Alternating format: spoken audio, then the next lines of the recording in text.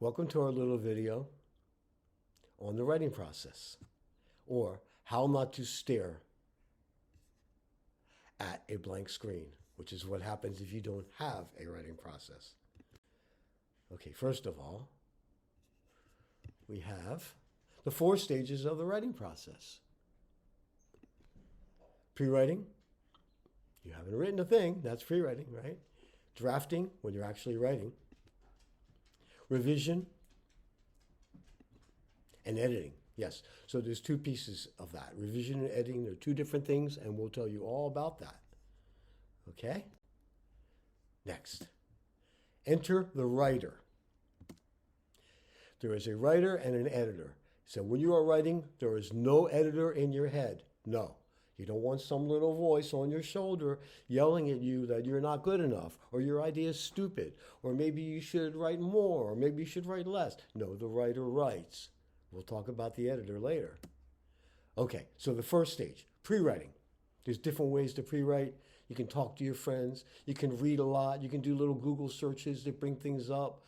Right, you can cluster, you draw a circle, put something in there and draw another little line, or you can just, what I like to do is free write. Just start writing for 30 seconds or a minute. Anything that comes to mind, no punctuation, boom, see what comes out. You will get a million ideas that way. Well, maybe not a million, but you'll get a fair amount.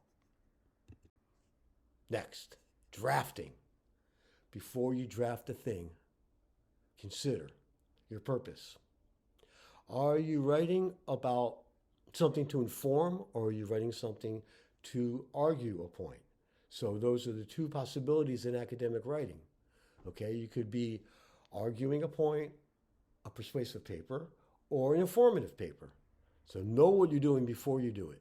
Think of your audience, which is usually, almost always, your professor, who is a stand-in for an academic audience. Okay? And your tone is the words that you choose. Now you start writing. Of course, your thesis statement, you might have used an outline, you write your introduction, your body paragraphs. Don't ever think about grammar or editing while you're writing. That's an important piece. Okay? Okay. Revision. Now here comes the editor. Okay? Now you don't think about the writer. We don't care about the writer's feelings when you're cutting things and you're moving things around, because the writer's going to yell at you in your ear, no, don't do that, I love it. Okay? We'll talk more about that in a minute. So ask these questions as you go through your draft. Is my tone appropriate for this audience? Does every word on these pages support my thesis? Does this particular sentence or word belong here? Does this particular sentence or word belong in the essay at all? That's a big one. Because if not, you want to kill your darlings. Kill it. So, oh, but I really like that. I should leave it. That's the writer. We don't care about what the writer thinks. We kill it. Be ruthless. Revise as needed. Okay? And finally, editing. So this is different than revision now. There's 2 pieces to this, okay? The editor does 2 things.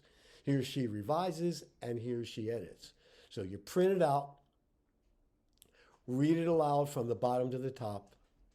Now what that means and why you do that is now we're looking, as an editor, we're looking for sentence level, we're looking for a sentence level errors and sentence level fix. In revision, we're moving things around. We're changing the tone by changing certain words, right? If you're too vernacular, meaning you're too, like you would talk to your friends instead of being academic enough, or you're too academic and the language is too lofty and you really can't understand it, right? So that's kind of stuff you do when you're revising.